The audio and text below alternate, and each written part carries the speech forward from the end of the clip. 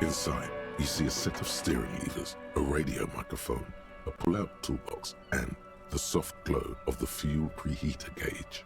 This is Precinct 57. How may I assist you? Yes, I got the mercenary's name and a few biographical details. Are you ready? The lieutenant leans in to listen, notebook in hand. That suit of armor was issued to an Oranese citizen named Ellis Kortenaer. That's Ellis Kortenaer.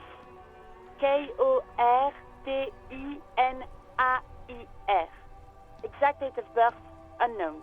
He was signed into the Lelystad County Neonatal Care Unit on 28th of February, 09. He was found as a newborn in a leaf compactor near an abandoned farm. He spent 4 months in the neonatal unit, survived apparently, and was assigned to a foster family at 2. This is what the ICP knows about him. He was raised by foster parents, entered the East Brand Military Academy in Vredefort at 17, then served in the Oranese forces till he was honorably discharged in 41, just a year before the Seminese conflict. Then the armor followed him to Semenine, or at least I assume it did. And that's it. There are no records of his employment in Crenel. Or none, officer. Sorry. It's a garden tool used to press leaves into these tubes.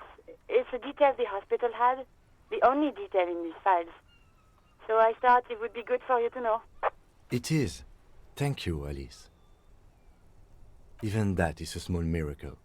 These organizations usually double-check their inventory. Thank you, Alice. Great work. No problem, Lieutenant. A compliment from Lieutenant Kitsuragi. Not bad. A name. This is very good. Ellis Kortenaer. I'm glad the inquiry was helpful to your investigation, officer.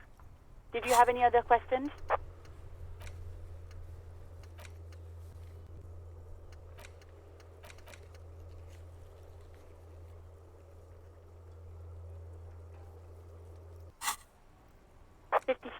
In the cabin.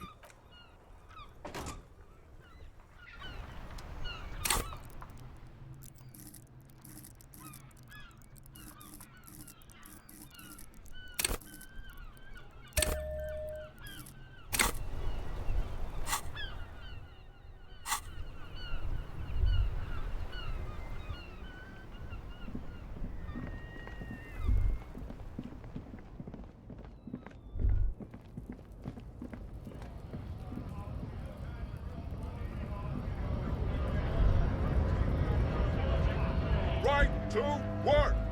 Right to work! Shame on you!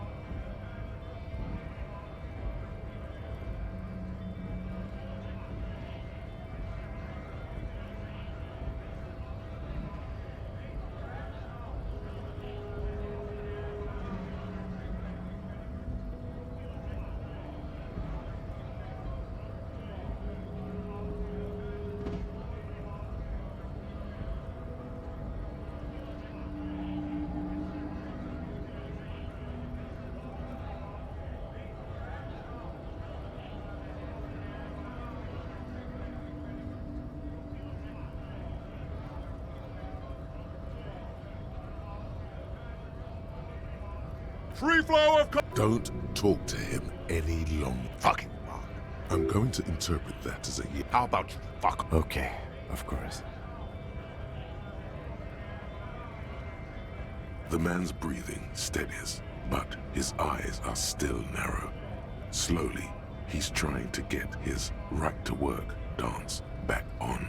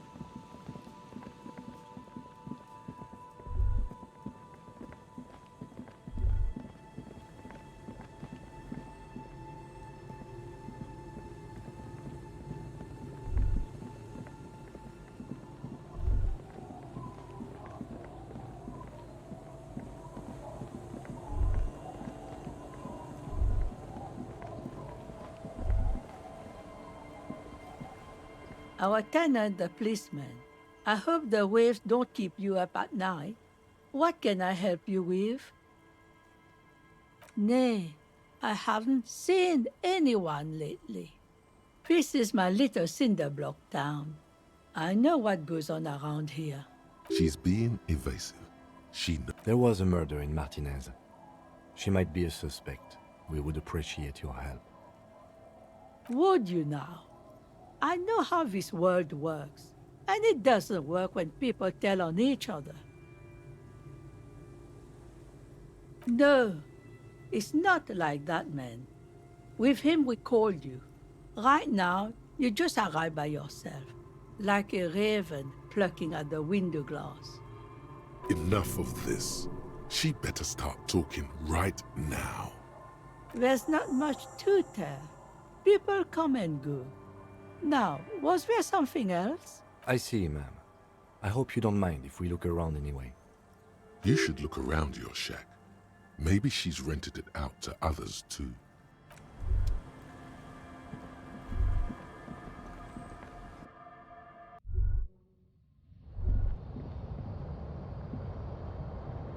On the table, you see a bowl of water, a rough soap, and next to it, a small hand mirror. A straight razor soaks inside the wash basin. Your hand shakes so hard.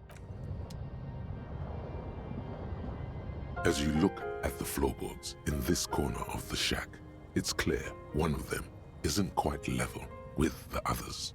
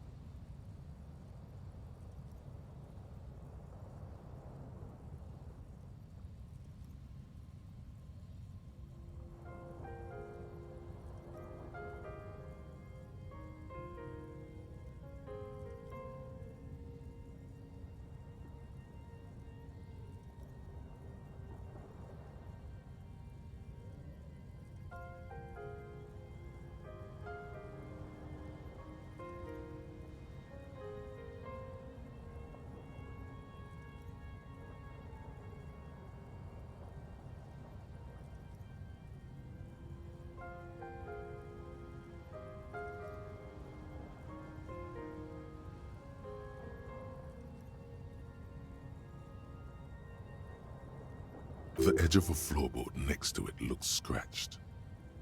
Hollow space underneath the floorboards is dark and damp. You can barely make out the mixture of sand and sawdust below. Nothing particular catches your eye. Looks like more reeds. There might be something hidden inside the sand though. You stick your hand in and start combing through the sand. Dry, not like outside. Fine dust. And then, something hard wrapped in paper. A small cylindrical object. You pull it out. A bullet. A 9mm bullet, to be exact. Fit for all muzzle loaders of that caliber. Like your own Villiers pistol, for example. The floorboard doesn't care. But maybe the washerwoman does. You have enough to confront her with.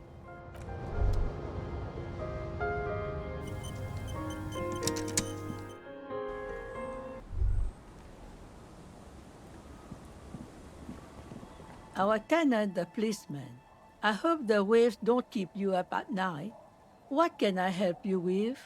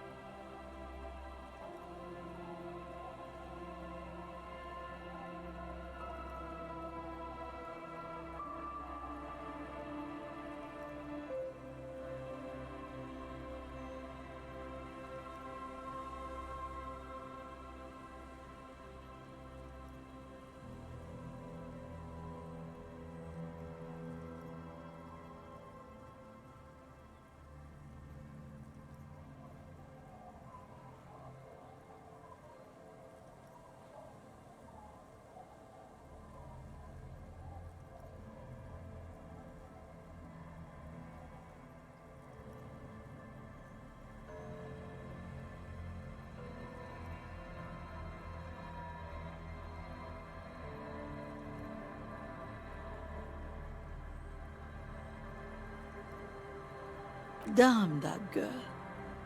And without anger, a long and harsh life has taught her not to buckle under pressure. The bullet? You didn't put it there, did you? She did. Gone and hid things in there? She's usually a good tenant, and not a stupid one either.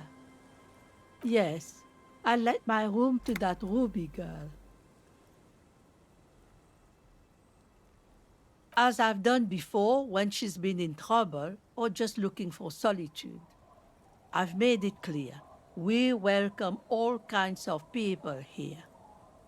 She came last Friday, left on Monday in a hurry. What has she gotten herself into, that girl? That's for the police to find out. Right then, please answer each question to the best of your ability. I'm sure we have a few. Yes, early with the dogs, around 8 o'clock, I think. She probably heard the Lieutenant's Kanema drive by, and it woke her up, just like it did you. Yes. That is a downside of having a 130 kilowatt engine. It lets the bad guys know when you are coming. I cleaned it, like I always do. No, The truth, sire. she's good company. Knows how to talk to an old woman. At my age, you don't get a lot of quality conversation. So I really appreciate that about her. Did she talk to you much during her last stay? No, she was mostly silent this time, kept to herself. She tried not to let it show, but I could tell she hadn't come to fish. Usually she likes to cast a few lines, but this time she mostly stayed in her room.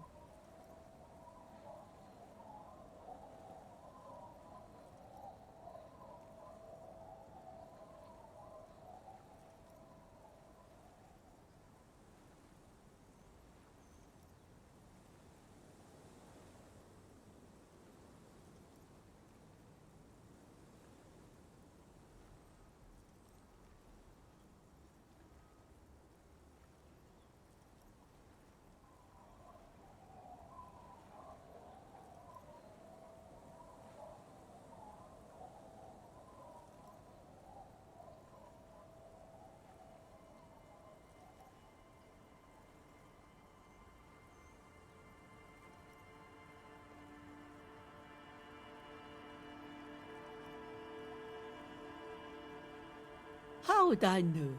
She's a gruff one, but not violent. She doesn't go around toting a gun.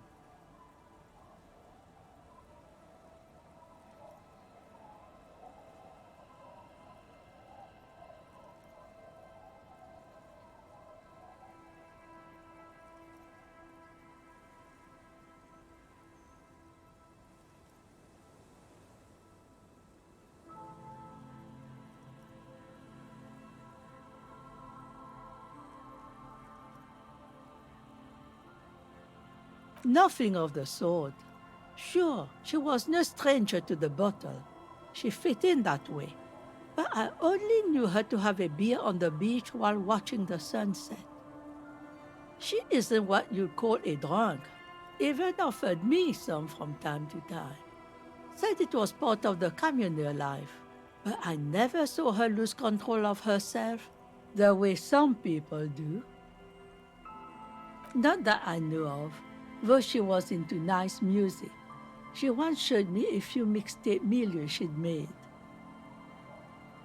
Although I guess she was pretty handy with the mechanical and technical stuff. Even fixed the heater in the shack. You should be thankful for that. I don't know. Further up the coast, she tried to leave quietly, but the hinges on that door screeched like a cat in heat. Woke me up.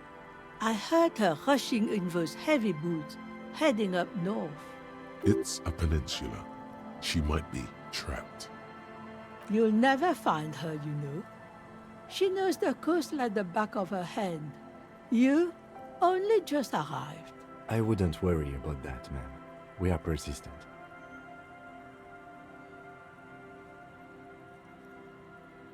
Yes, it's going to be too much work for you to find her. Better for you to stay here, get a nice cozy fire going in the heater. The Feld electric neuron. You feel like you should go look at it again. What more do you want? Yes, one thing, officer. If you do find her, she's a good girl.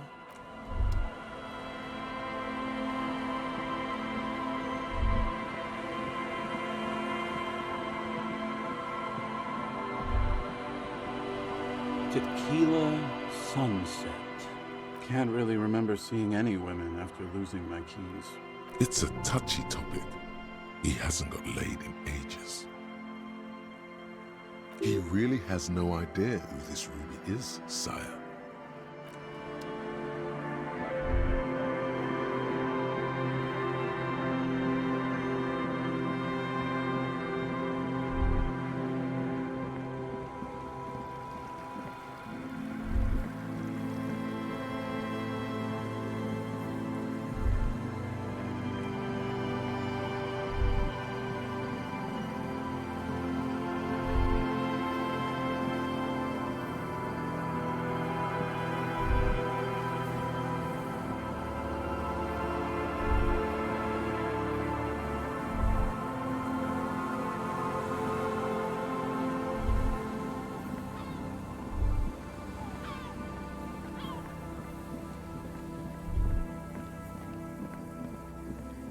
Is there something here that would indicate a sniper used this place as a nest for taking the shot? Just some urban detritus, a bottle, and a dilapidated old comms tower. The wind picks up. Fine sea foam lashes your face. It feels like needles. You can take it. Just raise your collar, detective. I don't see it, Lieutenant W. Freitor. I don't see a person take a shot here and hit something there. In the whirling in rags.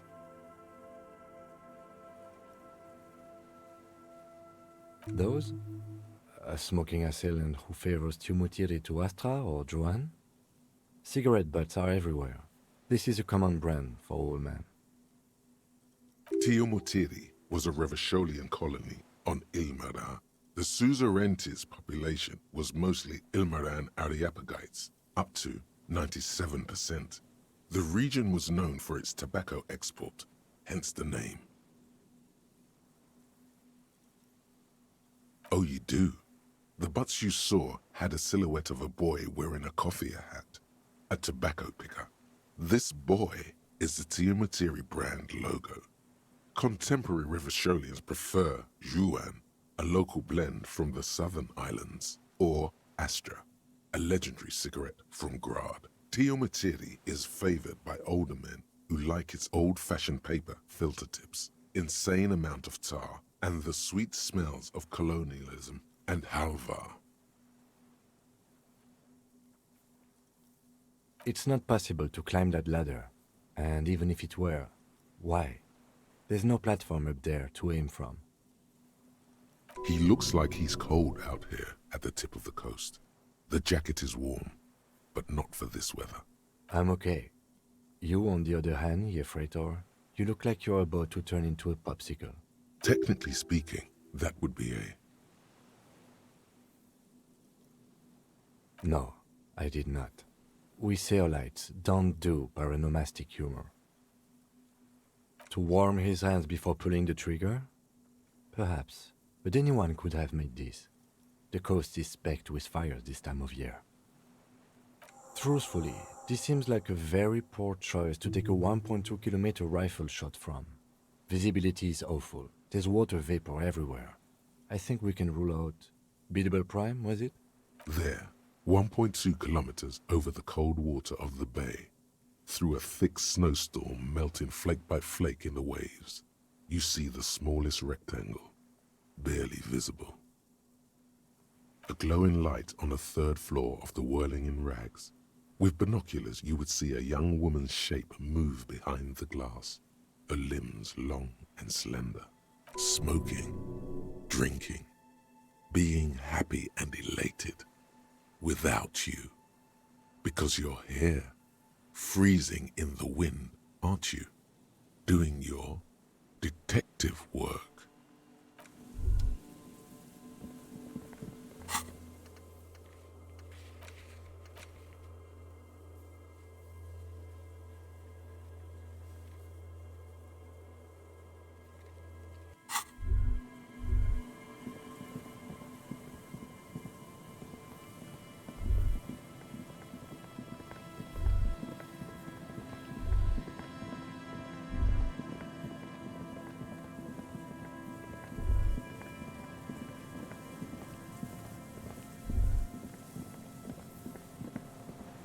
old door, worn by elements, guards the depot.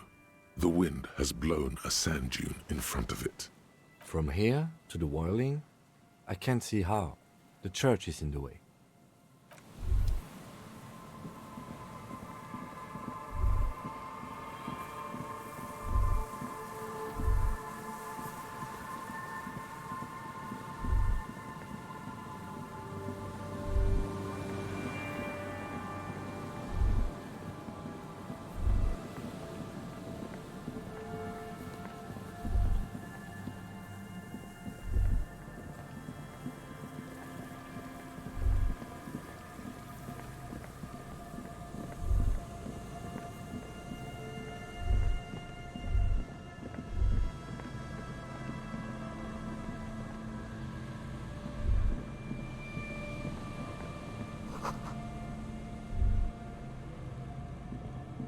A metal and plastic contraption bobs up and down amidst the trembling reeds.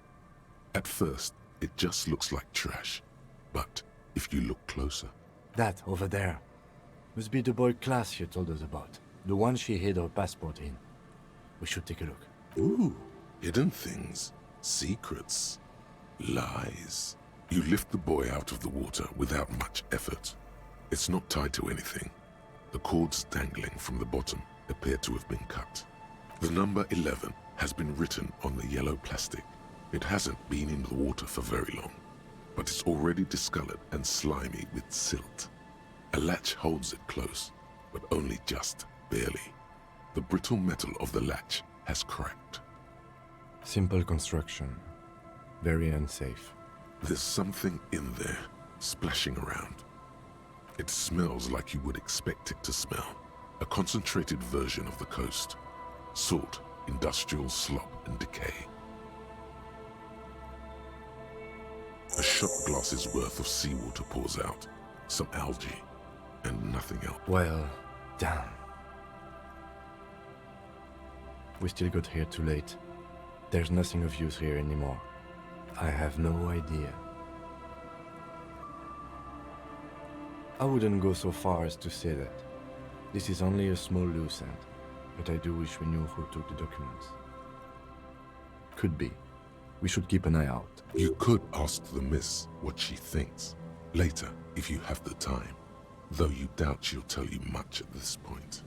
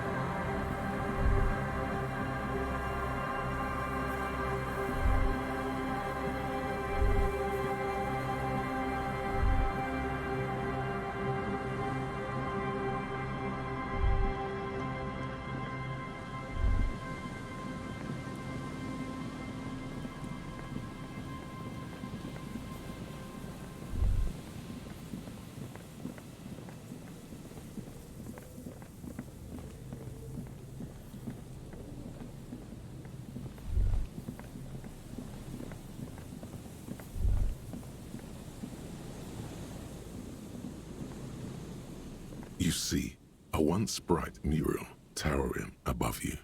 The signage has peeled off over the years, but you can still make out Feld Electrical R&D. Above the mural, a collapsed roof, broken windows set in walls that are cracking and will soon also fall, and the coastal breeze rustling and sighing in the remains of the edifice. Feld Electrical. How ironic. All these dark rooms.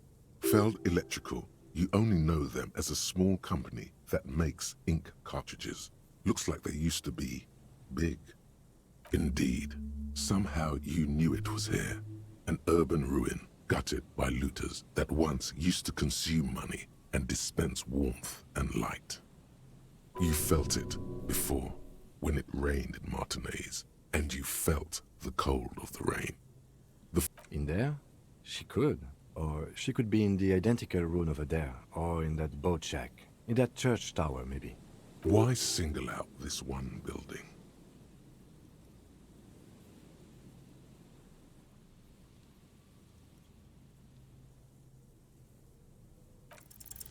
Even though you're sure you succeeded, all is quiet.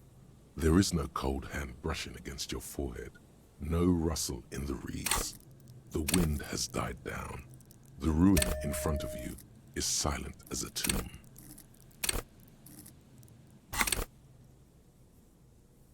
Trying to talk to the wind, the city, whatever you thought would happen, did not. And now you're just standing there with your hands fallen to your side. Is trying to talk to the city something you've done before? Is it in your secret repertoire? A trick for when you're out of ideas? How do we? I was really hoping she'd be in the village. Okay. She's probably north of the village, and this place is a peninsula. We already scanned most of the outdoor areas on our wild cryptid hunt, so we have an understanding of the geography, at least. And then there's the church. We've already searched that and can rule it out. I know it doesn't feel like progress, but exclusion is a step too. Anyway, we do it the old-fashioned way, sector by sector. Go over the whole peninsula, ask the locals, enter the places where we can enter first, like we did in the village. Then, if we're desperate, we can look where we can't enter. Bunkers, storm drainage, this place. I'm sure it won't come to that. Walk the coast, the old boardwalk, the reeds. You can always come back here and talk to the wind again. Look where it already got you. Buckle up and raise your collar. This search is going to be wet and cold. Suddenly, there's a sigh, carried on the molecules around you, moving, flowing from high pressure to low pressure, like that of a woman emptying her lungs. She wraps the collapsing stone box in front of you in her breath, flowing through it. In through the collapsed roof, flowing down a concrete staircase to the basement, sweeping away footprints in the dust on the stairs, and then the beach below the boardwalk, its winding tunnels, a whisper away. She's down there. Okay. Why? Good, good, yes. Cold spells. So basically your hangover is telling you she's down there? Right. How do we get in though? The doors were on the collapsed side of this. Perhaps you can climb them. We are not climbing anything. I'm 43 years old, and I plan to live to see 70. There has to be a way to use brute force. A rusty ladder leads to the rooftop. Some of the rungs are missing. Yeah, that doesn't look good at all. The distances between the remaining rungs are rather wide. You'd have to use the mounting. In addition, the first rung is going to be tough to reach. It's what, 3 meters above the ground? And you're okay. But still, the roof is collapsing and the wind gets pretty brutal up there. Dismounting from the ladder is going to be hard. Perhaps if you were to not climb the ladder. Instead, what if you were to reconceptualize climbing the ladder? Teleportation is not a thing. Even if it isn't, no one told you. This really has nothing to do with adventure. We are dealing with basic physics here.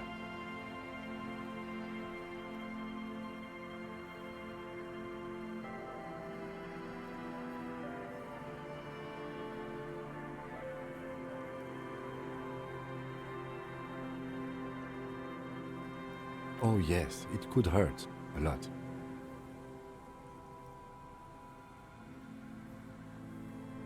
He is restraining himself from using a parental tone with you right now. All you need to do is close your eyes and concentrate. Darkness enfolds you. You can feel the distance between the bench and the first rung of the ladder. All you need to is... Zoot, zap, pow, crinkle! It's like magic. You feel yourself disappear. Your atoms fading out of existence.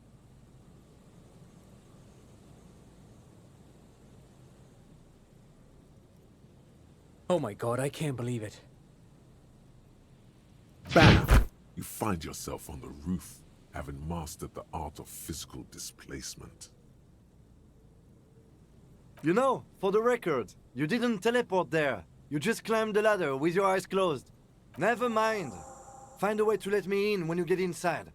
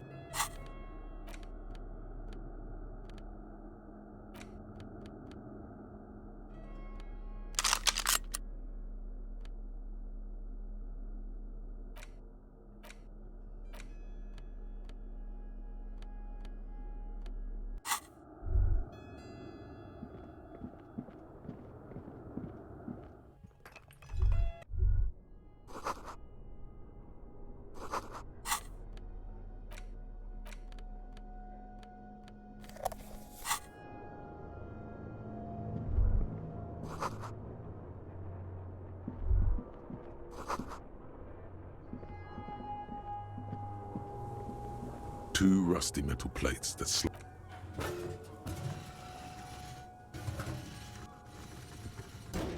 The doors seem to be on rails, but they've gotten jammed. You grab a side and put some strength. Huh. I hope no one dangerous heard that. After you climbed up to the roof, you mean? There's a maintenance entrance under the boardwalk. It's next to a drain pipe, possibly a storm drain. It was... Yes. It's cool to risk your life climbing rickety ladders. Anyway, let's investigate this.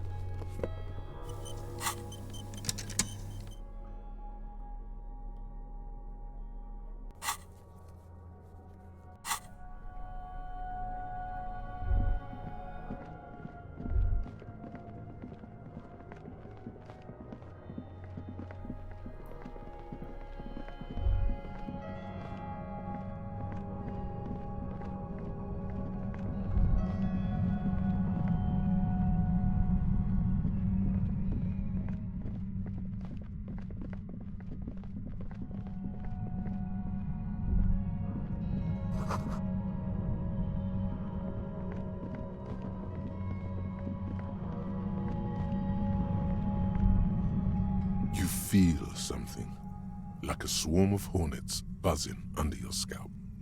A strange tingling you can almost smell. No, what do you mean? I don't feel it, but we should still be careful. There were footprints back there, and I'm pretty sure there were... No, but you are the sensitive one. It's not a quib. The situation is dangerous.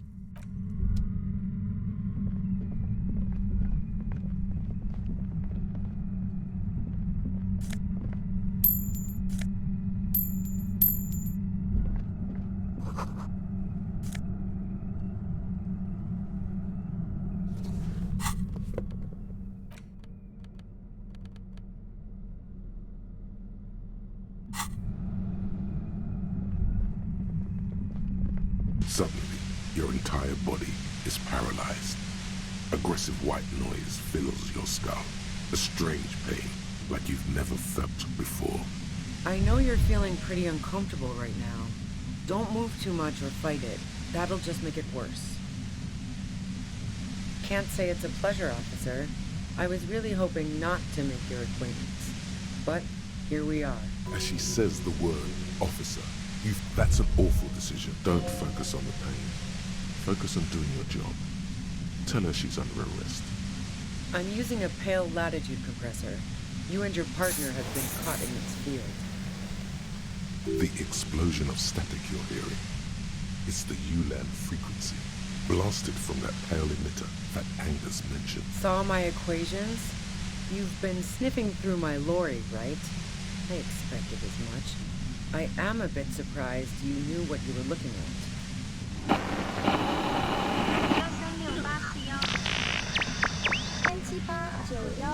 A pale latitude compressor is used to sort of make the pale more manageable. With a lot of these, you can force a radio signal grid on the pale, literally crunch the distance across it. Signals are relayed across a series of repeater stations fixed to buoys. Not a fun job manning those stations. All alone out there in the pale, people lose their minds in just a few years. So, what we are experiencing is Precisely. This is an industrial strength paraboloid. It's meant for forcing dimensions on something that doesn't have them. Needless to say, the frequencies used are out of this world. At the upper limit is the large prime number generator station. It's used specifically for pale latitude compression. That's why you may be hearing some numbers. But you might also hear, or think you're hearing, local radio chatter. She likes telling you about the machine. Keep her talking. Look for an opportunity to break loose. The pale? It's the end of the world. I built it myself. that's illegal. I'm guessing it's patented. But we are beyond that, aren't we? Oh yeah, way beyond. No, once I shut down the compressor, the pain will end. It may take a few minutes for you to steady yourself, though. It's a bit like waking out of a very confusing dream. Yeah, I stuck my head in there before using it on you. It seemed like the ethical thing to do. Can't say that I enjoyed it. The field was weaker, but I can imagine what you're going through. Yeah, let's not talk about that shit. You were hunting me and fell into my trap instead. That's all there is to say about it. So she thinks of you as hunters, not the cops, and of herself merely as prey. If you've got something really important to say, you can do it through the white noise. Damn this. God damn it. Fine. If you really want to talk, I can dial it down. I've also got a gun, by the way. Well, it doesn't feel much better, but you can form set there's only 3 meters between you and the machine. If you keep her distracted for long enough, maybe. Be careful when you make your move. That'll be it for questions. Bide your time.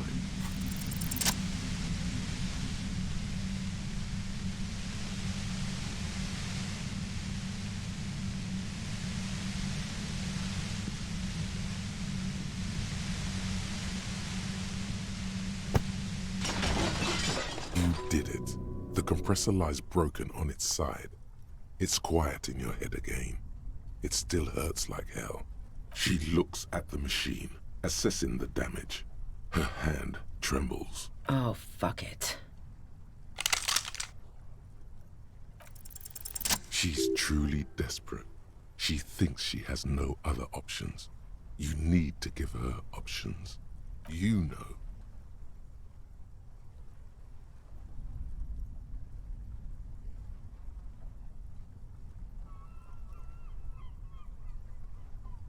This is how you talk her out. She stares at you, frozen, the gun still in her mouth, eyes filled with dark intensity. Then something shifts in her. Her neck and shoulders relax, and her grip on the gun loosens.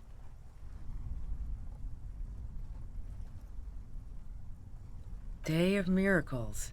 I'll take it. She runs past you, then past the lieutenant, and disappears into the darkness of the tunnel. Good call. Yeah, I'm sure. I would have done the same had I not been incapacitated. I have a feeling we didn't. Her tent, we should check it out.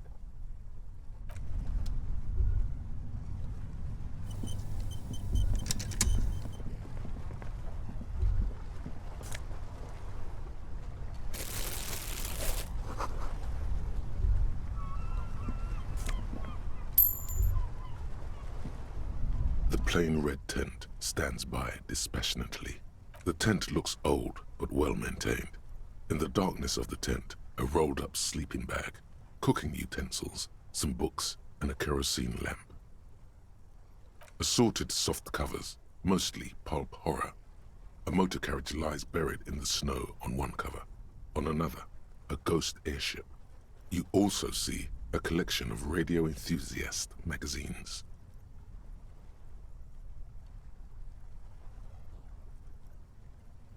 See anything? Rager Monthly, Journal of Material Science. More Technological Digest. One of the magazines doesn't have images on the cover. It's not a magazine, it's a leather notebook. You pocket the worn brown leather journal. We should read this immediately, like right now. The plain red.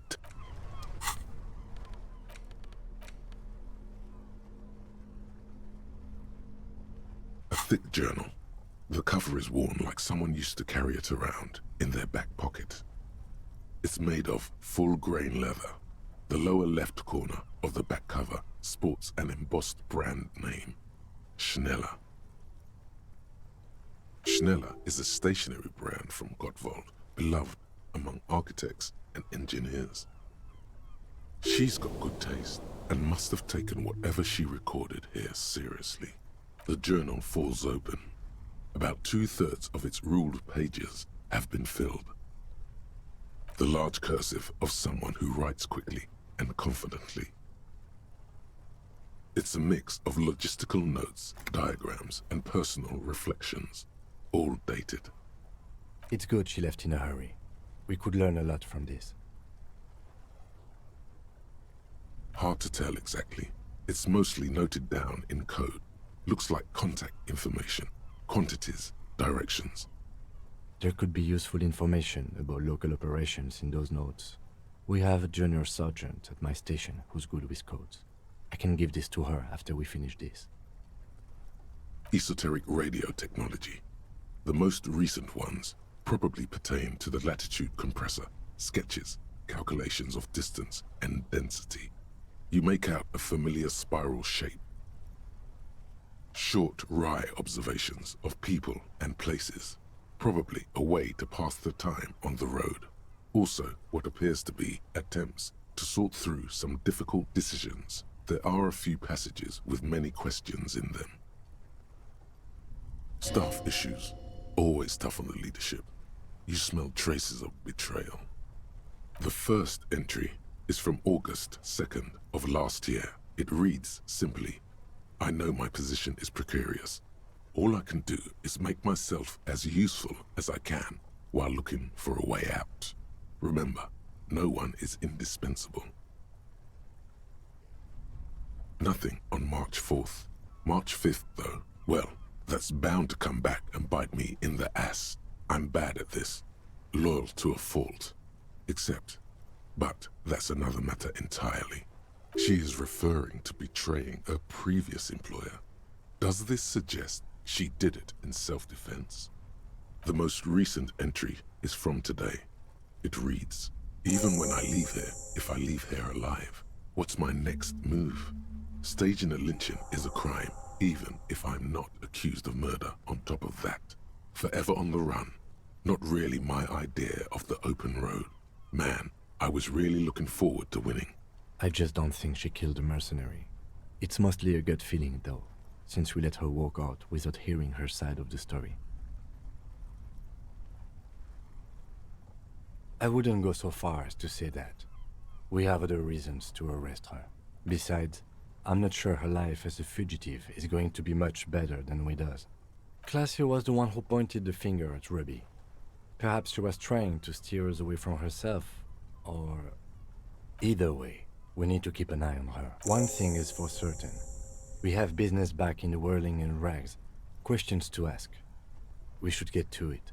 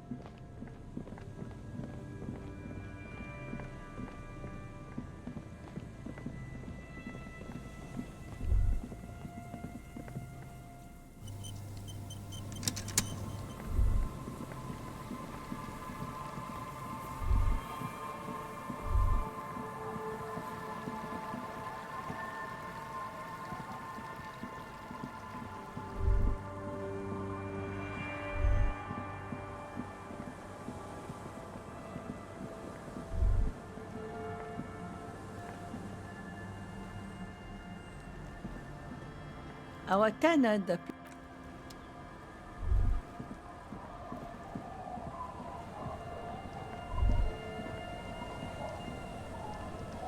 Aye, the sea's gonna calm down soon, I can feel it. The wind is turning southeast. Oh? Well, how can I assist you then, officer?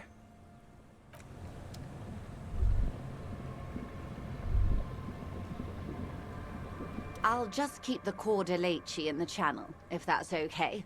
It's too shallow near the pier. Aye, ma'am. And it's a jetty, by the way. Of course. Jetty. I prefer a good jetty to a pier any day. Jetty? Something about the way she says it makes you want to sing. Oh, jetty, oh, jetty. It's good to see you here, detectives. I only just arrived myself. What brings you here, madame? Nothing, really. I've had my eye on this jetty for weeks now, so I decided to investigate it personally. This cluster of buildings isn't on any of the official maps, as far as I can tell. That. And she's also keeping an eye on you. Spying has such a negative connotation.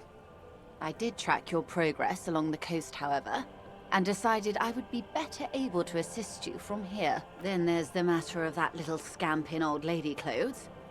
She threatened to paint the Corda Lacey red. Like blood, you see. Well, I like it the way it is. White. What is this? Destruction of property?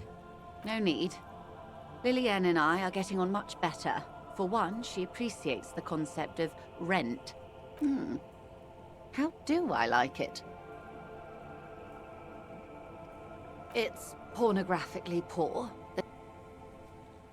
I'm surprised that woman hasn't put me to the sword yet. Maybe she will. You should ask your questions while you can.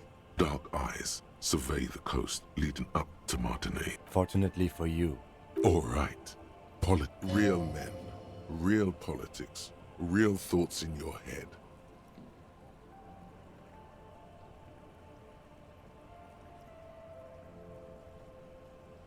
So am I. And I do know. Above you, there forms a quilt of altocumulus clouds, twisting into each other. Their cloud shadows slide over the ruins of Revachol West. Wherever they pass, the temperature drops slightly, but perceptibly. Have I told you how they discovered this place? No, they're in Sealindian, Isola. I'm guessing you don't know then. Well, your condition has left you no worse off than most of these people. The literacy rate is around 45% west of the river. 50 years of occupation have left these people in an oblivion of poverty. I knew you would sympathize. Most Revacholians will never know what this place means. Our home. This island of matter. Or why they were ferried over in the first place. Remind me to tell you one day. For now, how can I assist you in this new location? Godspeed. Thank you, ma'am.